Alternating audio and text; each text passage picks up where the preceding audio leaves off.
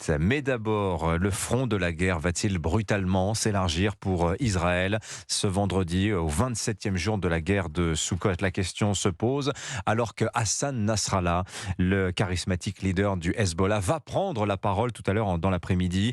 Ce seront ses premiers mots depuis l'attaque du Hamas le 7 octobre. Le Hezbollah, ennemi redoutable que l'on va prendre la peine de cerner. Avec vous, Wilfried de Villers, bonjour. Bonjour. Vous êtes reporter européen, vous avez passé 15 jours en Israël, vous nous aviez raconté votre séjour la semaine dernière. Alors qu'est-ce que le Hezbollah? Question toute simple pour commencer. Et qui est Hassan Nasrallah, Wilfried? Alors, vous l'avez rapidement évoqué, Dimitri Hassan Nasrallah, c'est le chef historique du Hezbollah et celui qui, en quelques mots peut-être tout à l'heure, a le pouvoir de faire basculer le conflit dans une toute autre dimension. Si sa prise de parole est aussi attendue, c'est qu'il ne s'est pas encore exprimé publiquement depuis le début de la guerre entre Israël et le Hamas. Ses mots sont très écoutés au Liban et au-delà dans le monde arabe, parce qu'il est à la tête donc de l'une des plus puissantes organisations chiites, le Hezbollah, groupe paramilitaire et politique, parti dominant dans un Liban en crise.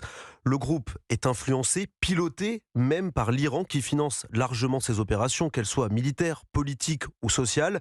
Le Hezbollah se présente comme le pilier de l'axe de résistance emmené par l'Iran face au sionisme, face à Israël.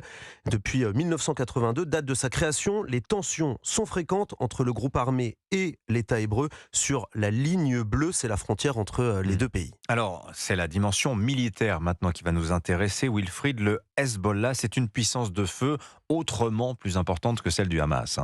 Oui, d'abord au niveau de ses effectifs, fort de plusieurs dizaines de milliers d'hommes, pour la plupart entraînés et mieux organisés que le Hamas.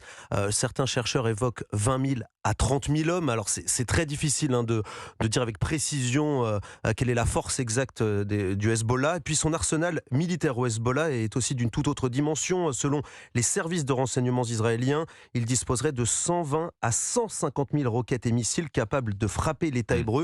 Depuis ce week-end, les combats se sont encore intensifiés. Le Hezbollah a annoncé avoir frappé 19 positions et sites militaires israéliens dans la nuit. Oui, et puis des capacités de frappe qui se sont considérablement allongées. Le Hezbollah pouvant tirer jusqu'à 250-300 km, ce qui lui permet de se positionner en recul dans la profondeur du territoire libanais pour se mettre hors de portée de l'aviation israélienne.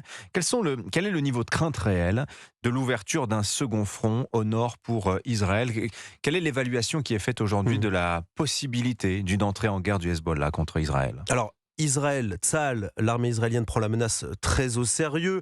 Elle se dit capable de résister au Hezbollah. Le chef d'état-major Herzi Halevi, selon lui, moins de la moitié des effectifs de l'armée sont déployés à Gaza, et donc on pourrait déployer énormément d'hommes à la frontière du Liban, mais impossible de savoir exactement ce que va dire Hassan Nasrallah, le chef du Hezbollah, tout à l'heure. L'hypothèse de l'ouverture d'un second front, eh bien, pour de nombreux observateurs, elle est pour l'instant peu probable. C'est le cas du chercheur en géopolitique Frédéric Ancel qui n'y croit pas. À 3 reprises, quand l'armée israélienne était en guerre contre le Hamas, le Hezbollah n'a pas fait plus que ce qu'il fait depuis 3 semaines, c'est-à-dire jouer la guéguerre à la frontière. Donc le risque de se faire détruire une grande partie de ses soldats, de ses officiers, de ses infrastructures pour la défense d'un Hamas qui est déjà aux 3/4 mort et qui de toute façon n'est pas chiite, j'y crois pas. Et si Hassan Nasrallah prend la parole aujourd'hui, c'est aussi qu'il ne pouvait plus se taire, lui dont le groupe ne cesse de s'afficher comme ennemi d'Israël, comme soutien de Gaza et du Hamas. Il est sous pression aussi au sein même du Hezbollah. Ses plus fervents militants réclament une entrée en guerre, ne comprennent pas l'hésitation de leur chef. Mais de l'autre côté, d'autres sympathisants du Parti de Dieu, c'est l'autre nom du Hezbollah, ces sympathisants redoutent les conséquences d'un nouveau conflit ouvert avec Israël. L'entrée en guerre du Hezbollah pourrait aussi être le déclencheur d'un embrasement régional tant redouté. Le décryptage concernant le Hezbollah de Wilfried de Villers du service reportage d'Europe 1. Merci beaucoup, Wilfried.